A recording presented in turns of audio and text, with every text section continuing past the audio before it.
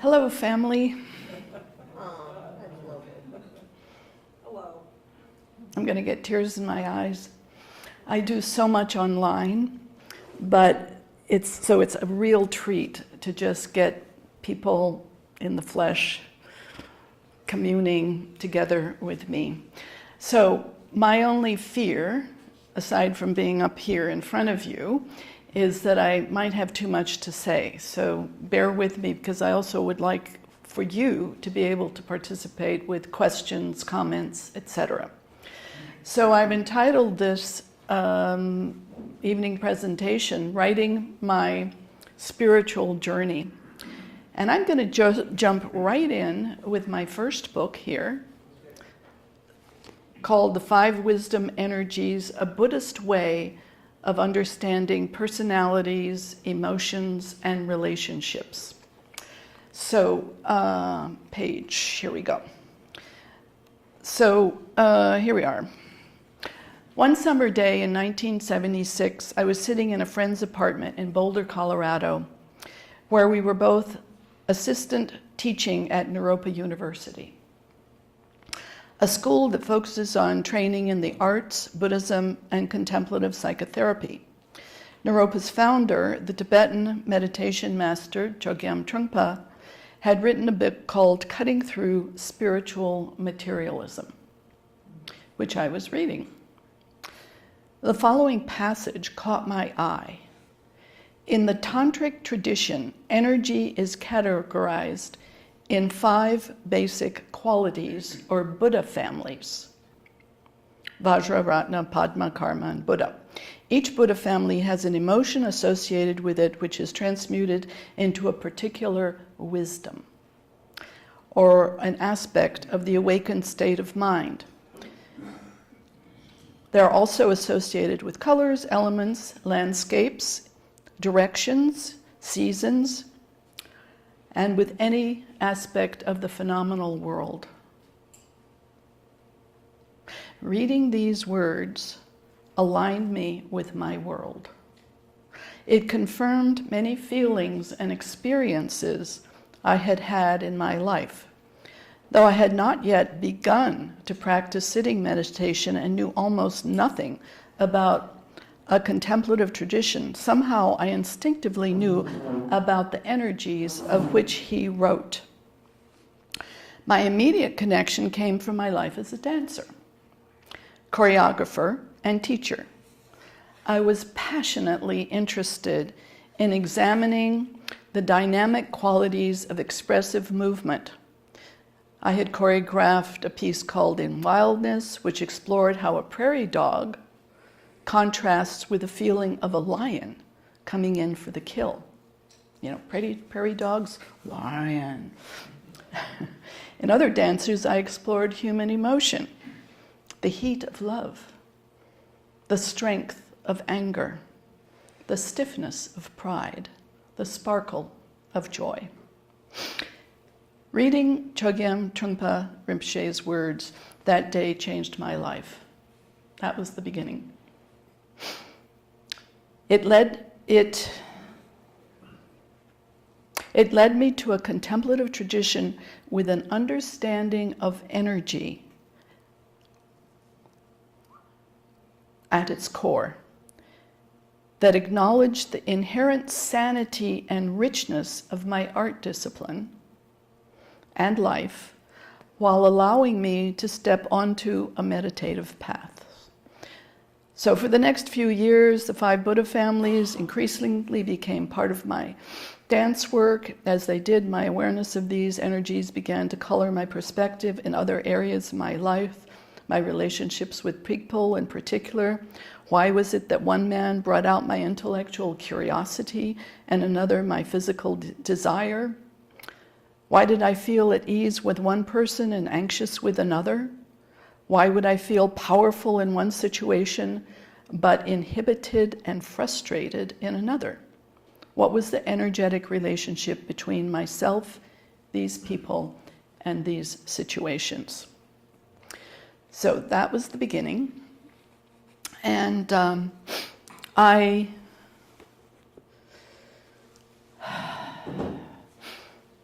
a friend in our Shambhala Sangha said, well, why don't you write a book? You're so excited about, the 5 wisdoms, which I discovered through reading Cutting Through Spiritualism.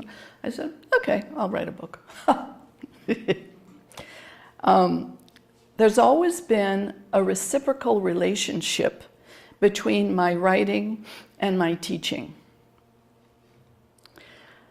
So I have, with all these books, I've written and I've taught and I've taught and I've written, and they constantly inform each other. So I sent a proposal into Shambhala Publications, and luckily Emily Sell, a brilliant editor, picked it up, and it was a long journey. We were both living in Halifax at that time. I didn't know how to write. She'd send back a manuscript, pablum, she'd say. Utter pablum. And I go, ugh, I was trying so hard. So Shambhala almost pulled the plug 3 times, but Emily kept with it. She said, this book has to go out. It has to be published. So it took 10 years from when I started to when it got published. Emily stood fast, but she said it was good to wait those 10 years because the way Buddhism was being received had changed quite a bit in those 10 years. It was more popular. It was more in the mainstream. So anyway, my challenge was turning a practice and teachings into a book, which had not been done except cursorily mentioned in various books that Trungpa Rinpoche wrote, and there's also one other teacher who's written on it, but I should just say it as a side, it's not really in these books, but what marks the 5 wisdom energies, my life seems to be my life work, is that there are postures devised by Trungpa Rinpoche and senior students in the early 1970s. And having taught those postures for 40, going on 50 years now, what astounds me is that someone who knows nothing about nothing, doesn't know Buddhism, never practiced, nothing, will take the posture and come out with practically a textbook description of what that energy is. That is magic to me. And that is what Trungpa Rinpoche created. So I was trying to turn these practices and teachings into a book. Also, I found myself translating because Shambhala Publications didn't want a bunch of Buddhist jargon. And so I would take a word and I would say, what does this really mean? What does it really mean? And say it into more accessible language. Now, Trungpa Rinpoche was a genius in taking esoteric teachings and presenting them to anyone. And the 5 wisdom energies are a real example of that.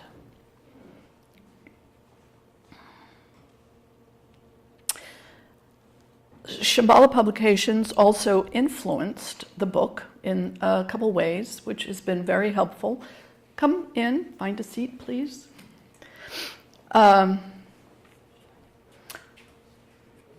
They asked me the question, well, how is it experienced? How do you experience energy? And so they moved, I had it sort of in the back of the book. They moved it into the 3rd chapter, what I call our psychophysical barometer. A simple way of saying that is the felt sense. What is the somatic sense of energy? And the psychophysical barometer is really key to working with the energies because you feel the energy in yourself, and when you get stuck and when you're shine, I use shine and stuck a lot, and you see it in others, and you see it in situations, and you basically learn to read energy. Sound good? Yeah. So that was one thing Shambhala Pubs did. The other thing is they came up with the subtitle, Personalities, Emotions, and Relationships. And that basically, interestingly enough, has been sort of the core of how I teach the five wisdoms. So here's some stories. So where did this book take me? I consulted Ani, who was my astrologer at the time. I've consulted her other times as well. I said, so what's going to happen with this book? And she said, fasten your seatbelt. You're going to be blasted into a whole new stratosphere. And that's kind of what happened. It's in 10 languages. And I've gone to many of the places where those languages, I went to France, I went to Germany, England, and, blah, blah, blah. I taught a lot. So I started off with a 2-year book tour to teach weekends. And that was partly subsidized by Shambhala Publications. Unheard of these days, unless you're a star. So that was great. I spent 2 years sort of like mostly at Shambhala centers all over the globe. I taught in North America, in Canada, US, practically every country in Europe. And it felt like I was just doing this sort of Johnny Appleseed, dropping on weekends, just dropping the message. I also taught at Zen centers, 5 Zen centers. There was a woman in Paris who's a Roshi, and she caught on to the importance of what I was doing, and she told a bunch of other centers too. So I taught, in Paris and Warsaw and Minneapolis and LA. These are Maizumi Roshi Sangha, not San Francisco Zen Center. And I also taught at many spiritual growth centers as well. And here's a funny one. You're in the public domain. You put a book out, you're in the public domain. People know about you. So this guy from Caracas, Venezuela, asked me to come teach, and I was going, okay. And we emailed back and forth like you do. And and then somebody said to me, well, isn't it kind of violent in Caracas? And I said, well, I'll ask him. So another email went out, and he responded, yes, it's violent, but I'll take care of you. I didn't go. I didn't know this guy, for one thing. He wasn't in any of my, he wasn't in my network in any way. But the other rather amusing thing is that a teacher in Hungary who had a center that he taught both Taoism and Buddhism. And he was in Kathmandu talking to a Rinpoche there, and the Rinpoche was reading my book. So I now have a Rinpoche as an agent. And the Rinpoche said, you should bring Irini to your center because you need more feminine energy at your center.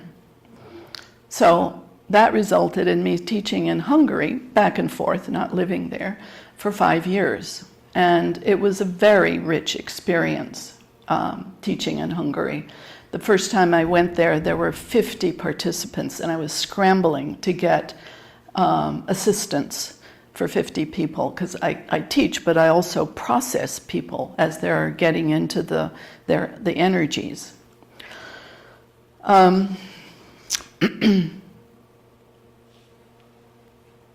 So in the same year that the book came out, I started the Five Wisdoms Institute, 2002, and I started it because I realized that no one was doing what I was talking about in the book.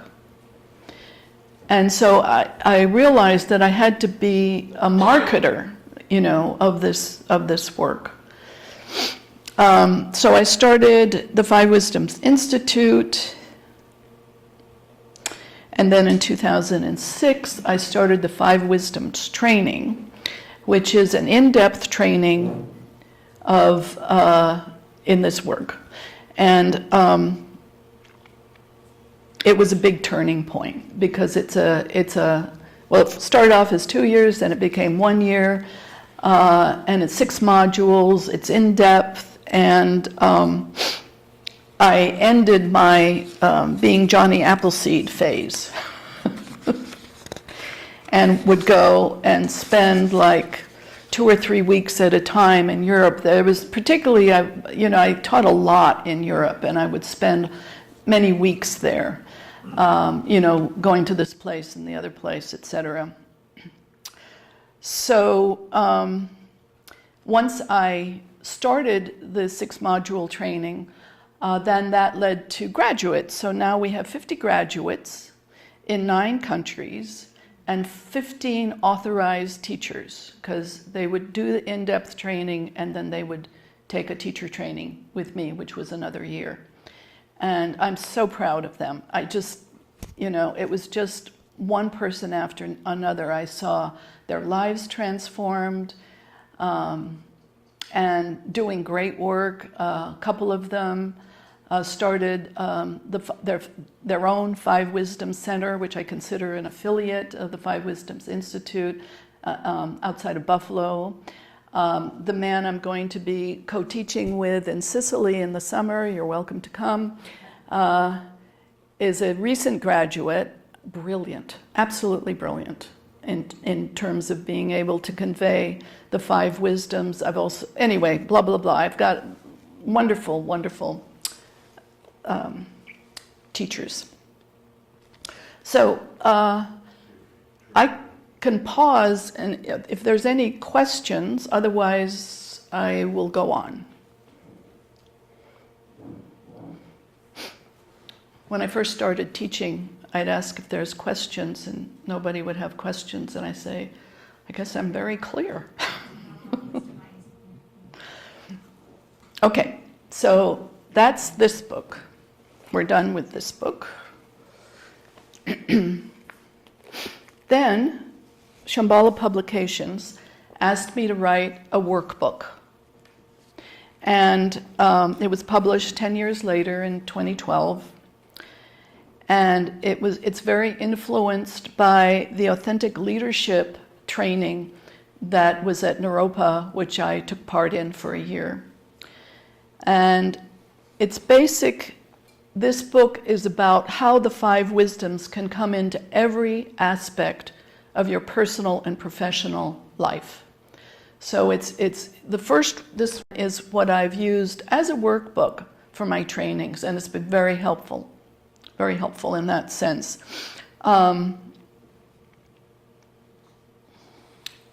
It has lots of experiential learning exercises, contemplations, and I continued my process of teaching and learning from my students and putting it in the book as I was writing and vice versa. So that's continued. Yeah, so that's about as much as I want to say of this. I'm not emphasizing this book unless you want to do the training with me. Then we come to this book.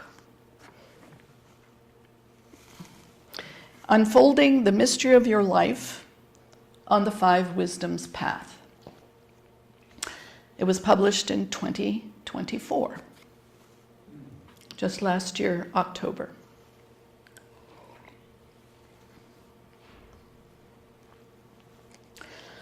So we've got the intro book, the workbook. This is the in-depth book. It's almost 400 pages. And the basic premise was that I wanted to show that there is an inextricable link between the five wisdoms and Tantric Buddhism. I don't actually call myself a Tibetan Buddhism. That's a longer thing. I'm a Tantric Buddhist, which means that there's energy. I'm working with energy. And Tantric Buddhism is actually pretty shamanic. In fact, I think I'm becoming more and more shamanic. There's now there's 4 major schools of Tibetan Buddhism. I've been trained in 2 of them in Tibetan Buddhism, and now there's the Bunpo Buddhist tradition, which is, Bunpo is the shamanic tradition of Tibet. And Tenzin Wangyal Rinpoche is the foremost proponent of that, and he's a brilliant teacher, very embodied work. He works all over the world. So I've gleaned a lot from him, though I haven't become his student. The only time we actually met was in a restaurant in Warsaw, you know. Hello, how are you? So I'm going to read from a page here to show what I mean about the inextricable link. Okay. This is a quote from Trungpa Rinpoche. It's chapter 17, Discovering the Tantric World. It is necessary to understand and relate to with the 5 Buddha principles, the 5 wisdoms, so that we can begin to understand what Tantra is all about. If Tantra is a mystical experience, how can we relate it to our ordinary everyday life at home? There could be a big leap between Tantric experience and day-to-day life. Working with the Buddha families, we discover that we already have certain qualities. According to the Tantric perspective, we cannot ignore them and we cannot reject them and try to be something else. They are our only potential we have. And when we begin to work with them, we see that we can use them as stepping stones. They provide a bridge between Tantric experience and everyday life.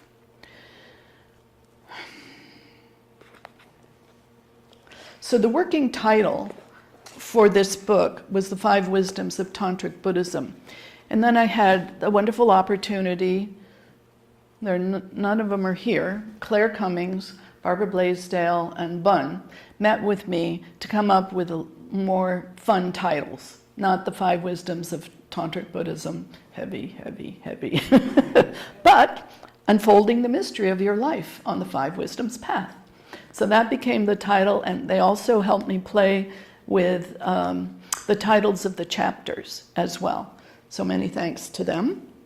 Then I want to read a little bit from I open with a tribute. By the way, I feel extremely honored and touched that this got endorsed by some really powerful people, like Dzongdzar Rinpoche, who also teaches all over the world, and Dzigar Khantrul Rinpoche. We were both teaching at Naropa when he was there in the wisdom seat, I think. Anyway, and Joan Halifax also, who's blurbed, I think, my second book as well. So this is, I start with a tribute to Trungpa Rinpoche, and I'll just read a few excerpts here. Most importantly, he saw that striving to reach higher or altered states as a way to transcend pain was basically missing the point. Thus, his main message was to cut through spiritual materialism and present authentic Buddhist teachings devoid of spiritual baggage. He was incomparable in his ability to present the essence of his esoteric teachings in a non-traditional way. And that for me has been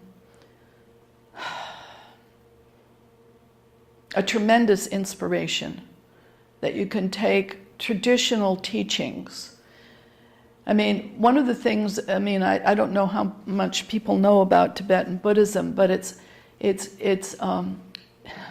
the practices take many hours to do.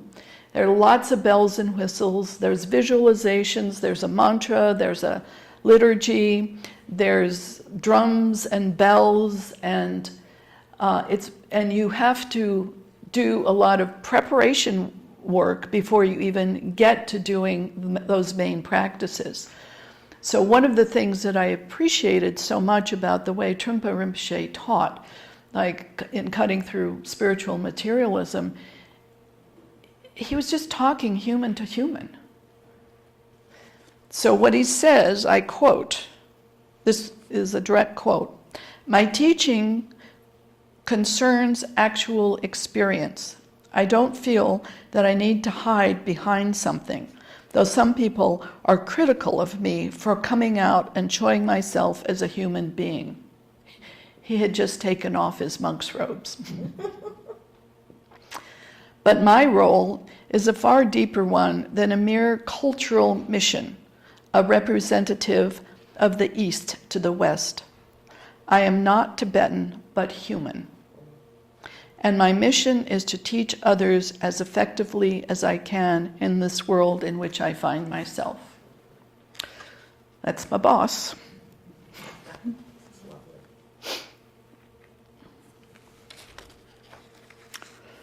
Okay.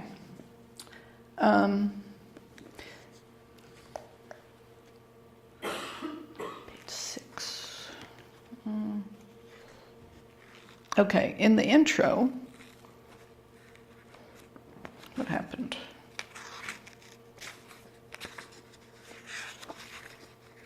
In the introduction, page 6.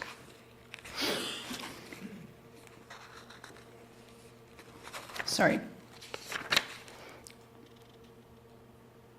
I don't think I'm going to do this. I was talking about my journey a little more. I'm a deep diver, a visionary, a trailblazer, and a pragmatist. Though I have rooted myself in the profound teachings of Tantric Buddhism, my teachings expand beyond traditional presentations. As a creative person, I have been continually inspired to innovate.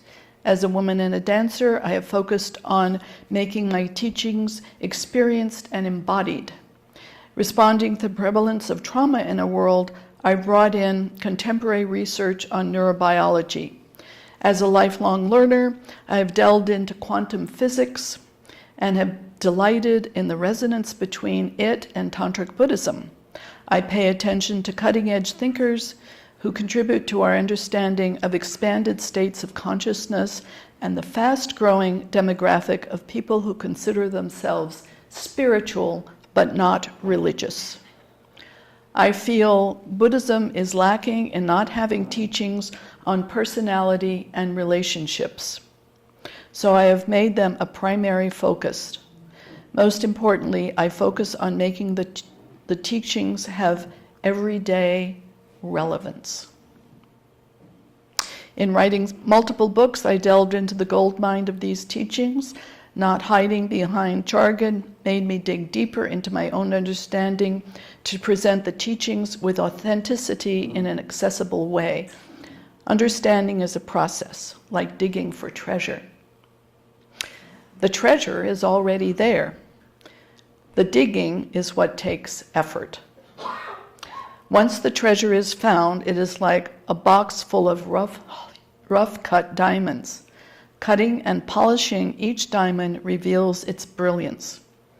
I was both challenged and exhilarated by the process of unpacking each word to find the essence of its meaning, turn it into everyday language, and give it experiential relevance. By the way, there's a barcode in this book, and it will take you to my website where there are beautiful graphics colored graphics. Yay.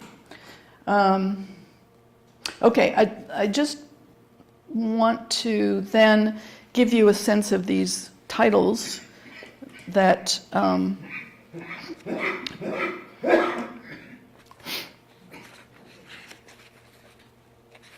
sorry.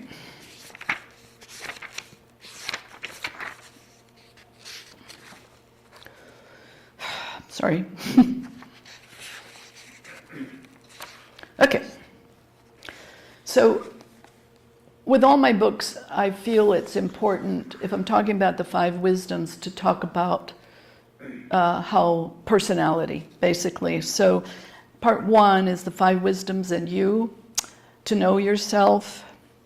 What are your wisdom energies? What is your unique mix of colors? There are many color theories, there are many personality theories. As I said, the 5 wisdoms, because people do the postures and come up with textbook understanding of what the energy is. Not everybody, but that happens so often. I'm blown away. So I feel they authenticate this body of work. Becoming who you are. Then second part is where we get in trouble. Ego is the culprit. Take note. How we get stuck is a chapter on Buddhist psychology. And sometimes Buddhism is thought about as a psychology, not just a spiritual path. So having a degree in contemplative psychotherapy / Buddhist psychology from Naropa University, I learned a lot about psychology, and basically that chapter shows how we create our ego and get very stuck in what we call intensified realms. And then that next chapter is the trauma pandemic and the nervous system. I really feel we've had a COVID pandemic, but in working with people for 40, 50 years now, I really feel that trauma, early childhood trauma, is so pervasive. It's just so pervasive that I call it a pandemic. And that's why I studied neurobiology at the National Institute for Clinically Applied Behavioral Medicine. I was interested in finding out what this trauma business, why my daughter was so traumatized, that kind of thing. Part 3, turning it around with somatic intelligence. And then I talk about the path of meditation, the practice of meditation, your primal being, elemental embodiment. Next chapter, becoming sensational, working with sense perceptions. Transcending your confusion into your brilliance, which is the hallmark of working with the 5 wisdoms. Each neurosis, the 5 wisdoms have a neurosis manifestation, which I call stuck, and a wisdom manifestation, which I call shine. So the stuck is just your work point, not a big deal. Just look here, look at this place that you're stuck. And anyway, so that's about that. And then the next chapter, quintessential being. And there I go into your wisdom, anatomy, and sexuality. Tantra, the Hindus sort of usurped Tantra and think it's all about sex. No, it's not just about sex. That's, I don't get to sex until chapter 14. It's all about energy. And it just so happens that sexuality is a very powerful way of experiencing energy. But my teachings are not about, I have taught those practices, and I talk about them a little bit in my book, this book, but it's not the main thing I do. Then the next section is really getting into the pith of discovering the Tantric world, the dimensions of reality. It's not just relative and absolute, but there's this energetic dimension of reality, and that's where the 5 wisdoms live. In other words, this is, say, using it as a table, and then there's the absolute, which is the ephemeral aspect of Buddhist understanding. But what's in between that ephemeral realm and the concrete realm is this energetic realm. You know, Jane Ann has a different energy than Linda, than Meredith. You know, you all have different energies, and the phenomena has different energies. I can read a little bit more about that maybe, but so dimensions of reality, embracing your feminine and masculine energy. For 2024, I got a grant from the Lens Foundation to create a course in relating to the feminine. They're a wonderful granting organization, and so I rolled out empowering your feminine, and after that I rolled out embracing your feminine and masculine energies, and I did that through the 5 Wisdoms Institute, and I'm doing it on Shambhala online in a 6-session course, and we talk about everything from, you know, your trauma with, you know, as a child with sexuality and sociology and the gender distinctions that have been handed down through your family, and how people are very stuck in gender roles, and it does not have to be. The whole premise of Tantric Buddhism is that you embody masculine and feminine energy right here. No transgender, no sex change necessary. It's all right here. So I am on a crusade. I talk about passion and ultimate love. Trungpa Rinpoche talked a lot about passion. And then a sacred way of seeing, which is the essence of Tantric Buddhism.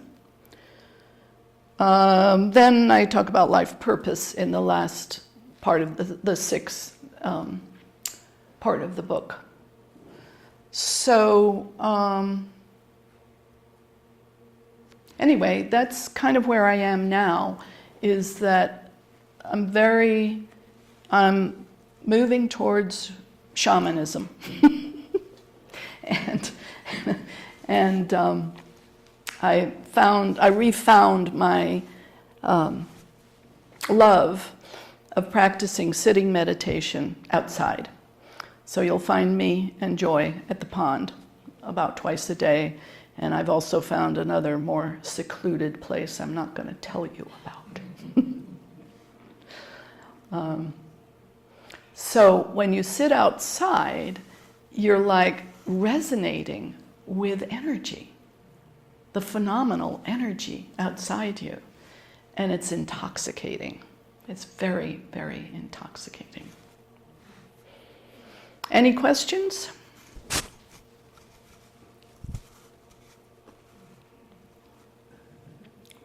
I'll drink to that. Jeff?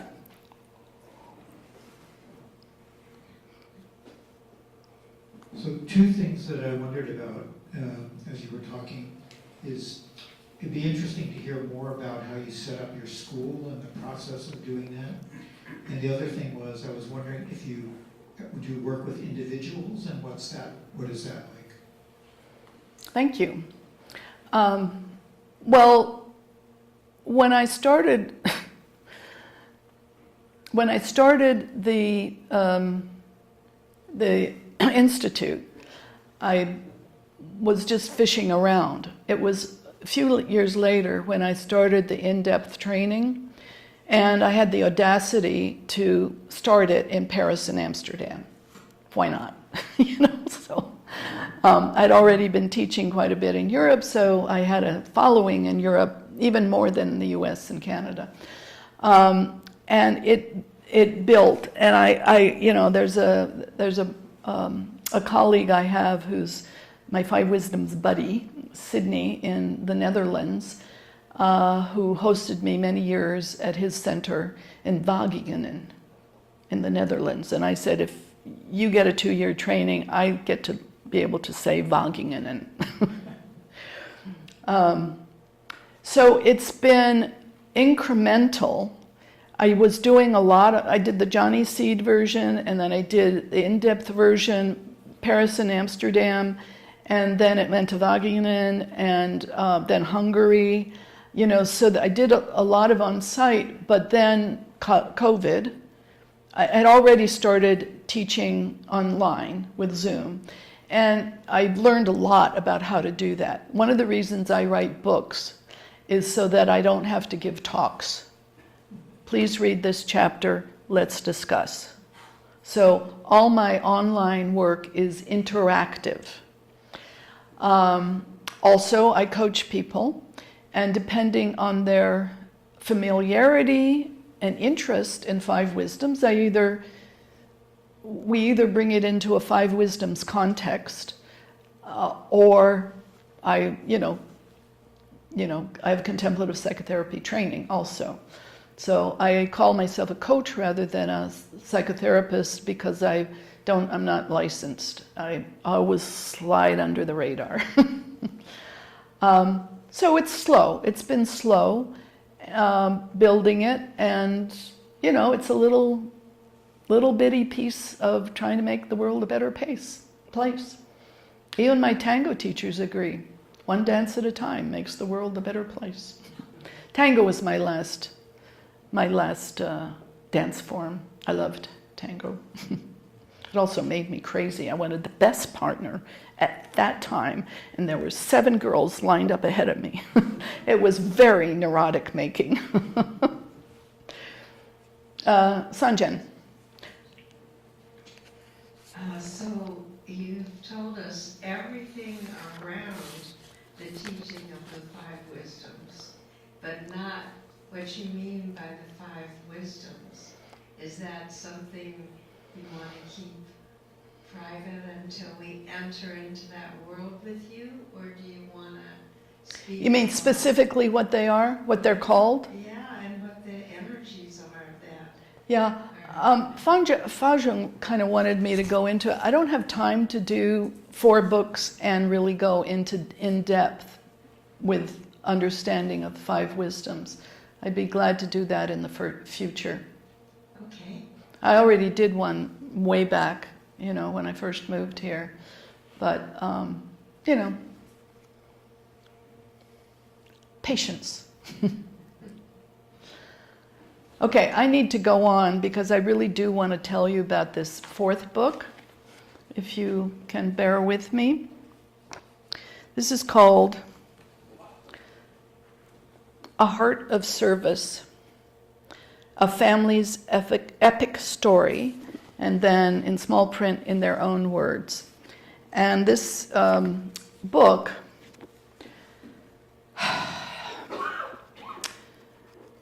well, I'll start with where I wanted to start. A treasury of words. These are excerpts from this, and I printed them out so I don't have to thumb through. Most often we think of treasure in a material sense.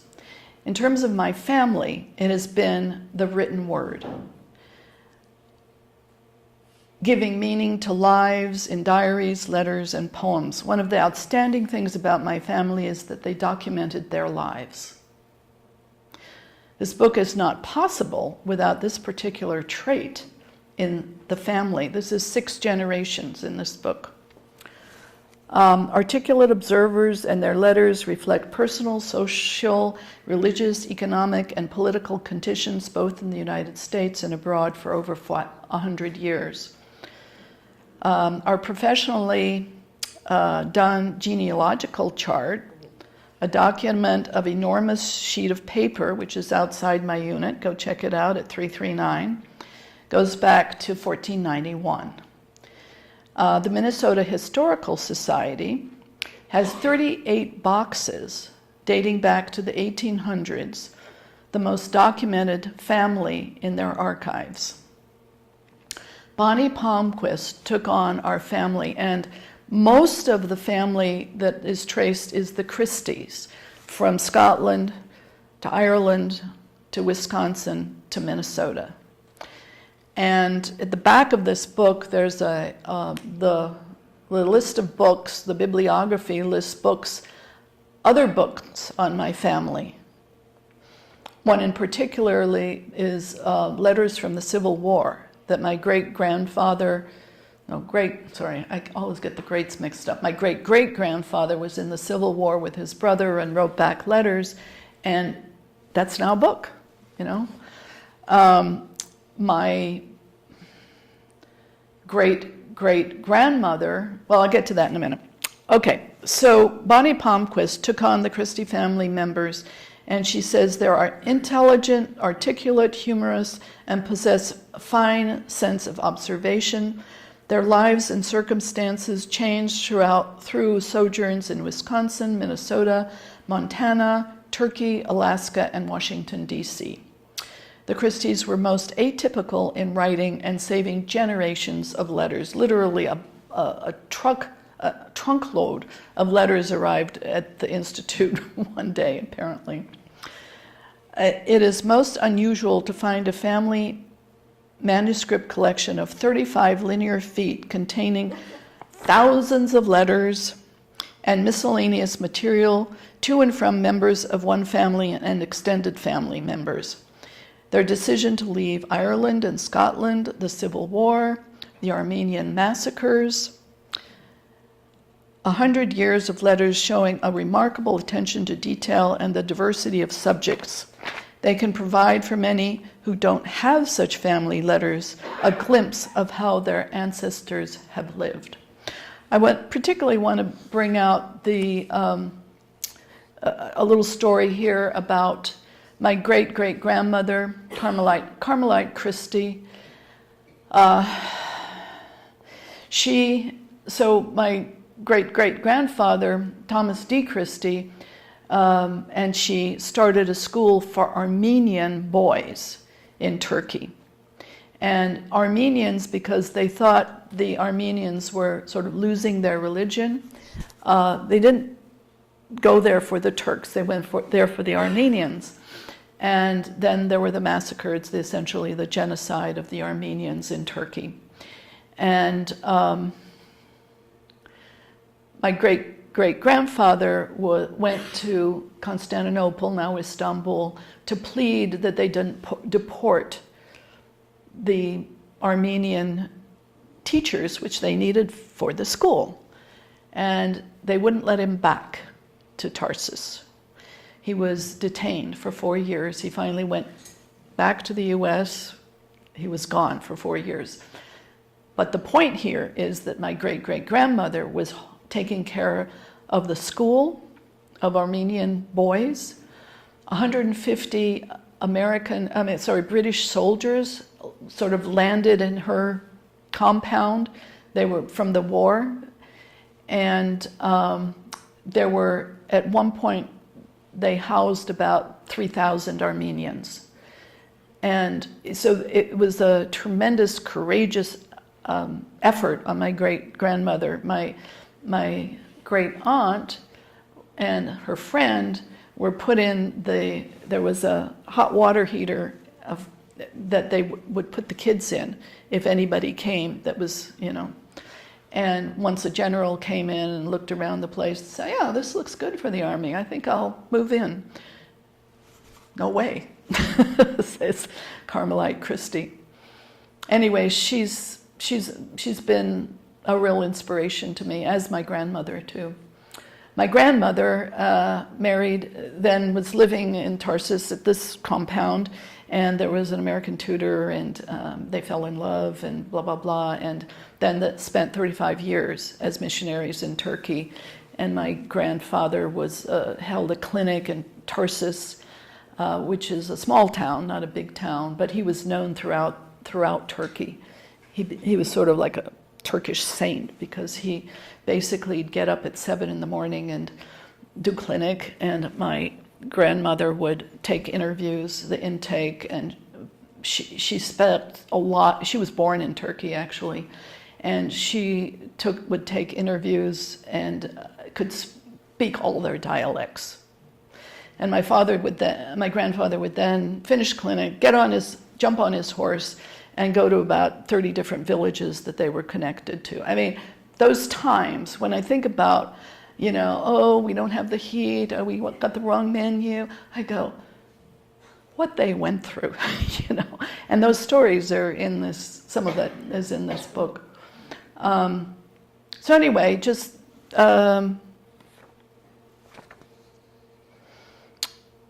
So, my father wanted this book written. He asked my son, but no way, my son was going to do it. I was resistant, I had doubts, it was going to take a huge amount of work, it was daunting, it was going to take years. I really wanted to get to this book, but on his 98th birthday, I think it was, I promised him, okay, Dad, I'll do the book. So finally, it was the strong thing of doing what is needed in the world, and that most compelled me to say, okay, this is something that's needed. We have this rich history, let's get it out there. And I became passionate about writing it, because the past is present in my life as someone who's here to serve. So it was actually on his 97th birthday, I said I'd write the book. And I also wanted to write a tribute to him as someone with an immensely inquisitive mind and love of life who has lived and documented his life for a century. Some of the things he wrote filed away a lifetime ago and now long forgotten on spirituality, pacifism, ethics, and literature, short stories. He wrote some beautiful short stories, poems, and his life as a doctor. When my parents moved into assisted living, huge filing cabinets arrived with files upon files dating back to 1800s. My father, and I have two of them in my clothes closet right now, I had to whinny them down and my father, an inveterate documenter and pack rat, keeps everything. It is that everything, often pages that would crumble at the edges on handling, which has provided a rich resource for this book. With great patience and diligence, I have been picking out the gold nuggets from the ore, parentheses, bills paid in the 1940s, inter-office memos from the 1960s. Please, Dad. Anyway, he kept everything. So Dad and I became a team. He amassed information as well as the Minnesota Historical Society, and I had the task of turning all that into a book. So my father died, he was 97 when I started writing. Then pretty much every year I'd go down for his birthday and present him with the progress. And so I have a centennial. When he became 100, I had the centennial version before this one actually came out. So I was able, he had two people who read to him because he couldn't read anymore, and they would read passages from the book, which was just really delightful. Though he has, and I had long conversations with him, though he has no short-term memory and cannot hear or see well, we have delightful extended conversations about our family and interests. Having almost a century of memories, except for what he ate for breakfast and who was there for lunch, he is a rich resource. So this was self-published in 2017.